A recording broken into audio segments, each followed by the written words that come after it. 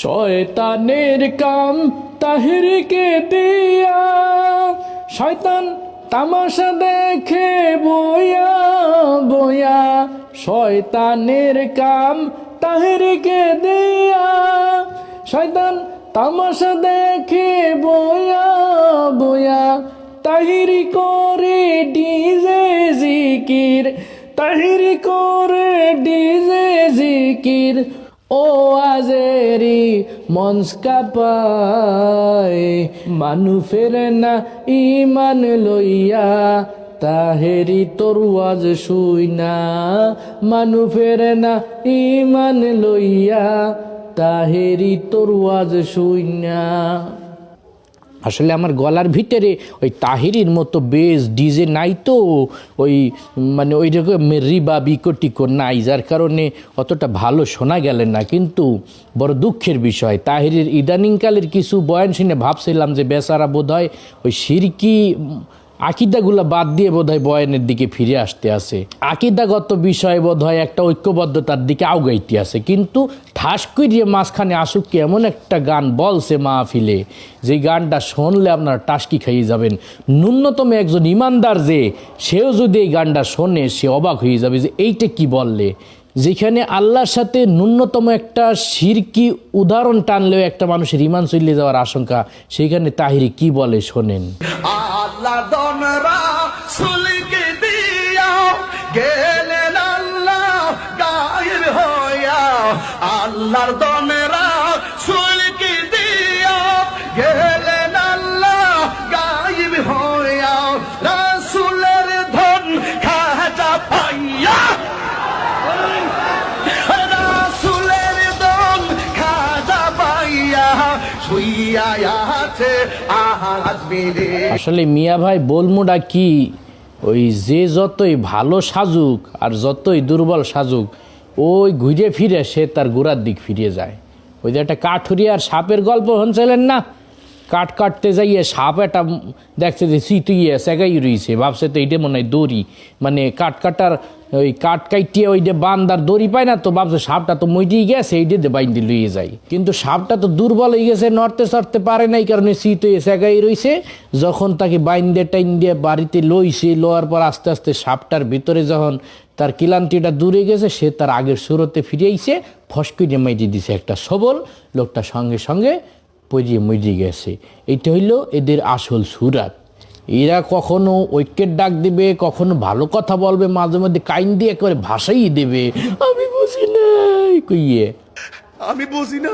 কিন্তু দিন শেষে দেখবেন এদের ওই শিরকের সবলটা তারা জনসাধারণের মধ্যে মাইরিয়ে দিয়েছে।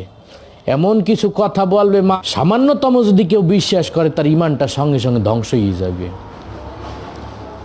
আপনার যদি সামান্যতম একটু বিবেক বুদ্ধি থাকে, আপনি একটু চিন্তা করেন তো, আল্লাহর ধন রাসূলকে দিয়ে আল্লাহ গেছে গায়েব হইয়া, এইটা আল্লাহর শানে কতটুকু সম্মানজনক একটা শব্দ। আল্লাহর যা ধন সম্পদ আছে সব কি রাসূলকে দিয়ে দেছে? আল্লাহ কি এতটাই অপারগ হয়ে গেছে যে রাসূলকে তার ধন সব দিয়ে দিতে হইবে, সব অরিস বানাইয়ে দিতে হইবে? আবার রাসূলের শানের সাথে খাজার শানটা কি এইভাবে যায় যে রাসূলের যা ছিল এলেম কালাম সব খাজারে দিয়ে রাসূল মদিনায় শুয়ে পড়ছে, মানে রাসূল আর চালাইতে পারতে আসে না, খাজারে দিয়েছে যে তুমি চালাও, আমি আর পারলাম না। এইটা বিশ্বাস করলে ইমান থাকবে আপনার?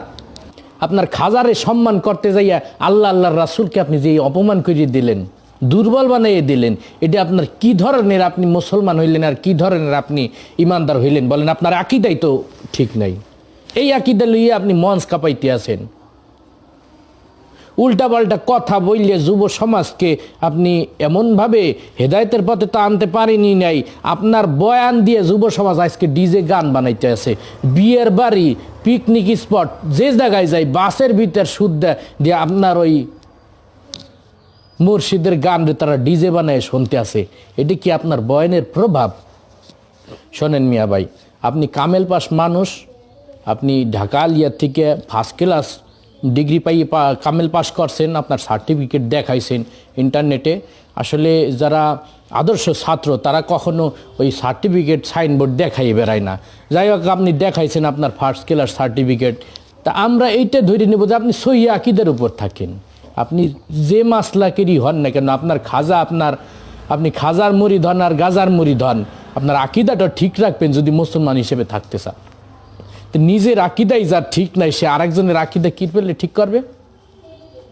যে নিজের পীরকে সম্মান জানাইতে যাইয়ে নিজের পয়গম্বরকে, নিজের সৃষ্টিকর্তাকে অপমান করে, নিজের এই আল্লাহ এবং আল্লাহর রাসূলের মানিজ্জত লিয়ে টান দেয়, সে আবার কিরমের বক্তা হইলে?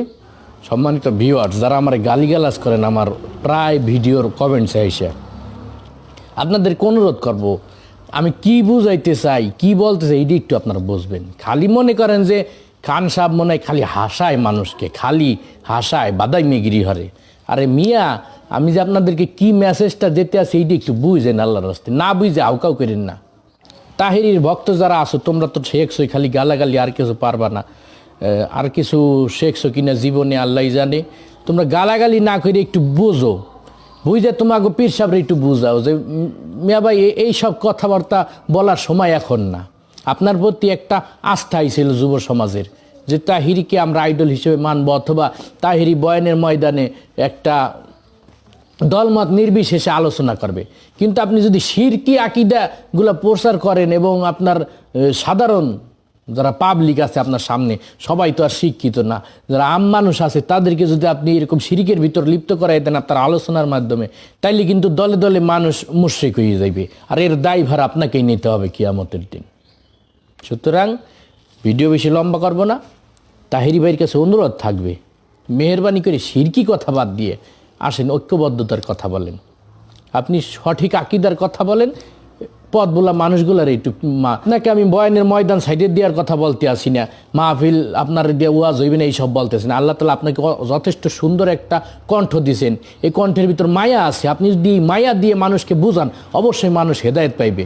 তবে আপনি শিরকি কুফুরি কথাগুলো বাদ দিয়ে সুন্দর সুন্দর কথাগুলো বলেন, মাঝে মধ্যে আপনি সুন্দর সুন্দর গজল যে শোনান, মানুষকে পাগল বানাই ফেলান, এইভাবে মানুষকে আবেগে আপ্লুত করে আপনি হেদায়েতের পথে আনেন। আপনি যদি হেদায়েতের মঞ্চে বসে মানুষকে আরও পথভ্রষ্ট করে দেন, এইটা আপনার কাছ থেকে আমরা আশা করি না। আশা করি মেহেরবানি করিয়ে তাহিরি ভাই বসবেন, তাহিরির ভক্ত যারা আছেন তারাও বসবেন, ওলামায়ে কেরামও বিভিন্ন দালিলিক আলোচনা করতে আসেন, এইগুলো আপনারা দেখবেন। আমি তো একটু খুসামে যে কথা বলি, হ্যাঁ, ওলামায়ে কেরাম কোরআন হাদিস থেকে দলিল ভিত্তিক আপনাদের কাছে প্রমাণ পেশ করবে, আপনারা সোশ্যাল মিডিয়ায় পাইবেন, তাদের দলিলগুলো আপনারা ফলো করেন যে এই কথাটার মধ্যে কত বড় মারাত্মক শিরিক লুকাইয়া আছে, এইটা বুঝে শুনে তারপরে আপনারা বয়ান শুনবেন, বয়ান করবেন। এই আশাবাদ ব্যক্ত করি আজকের মতো এখানে বিদায় নিতে আসি। আসসালামু আলাইকুম ওয়া রাহমাতুল্লাহি ওয়া বারাকাতুহু।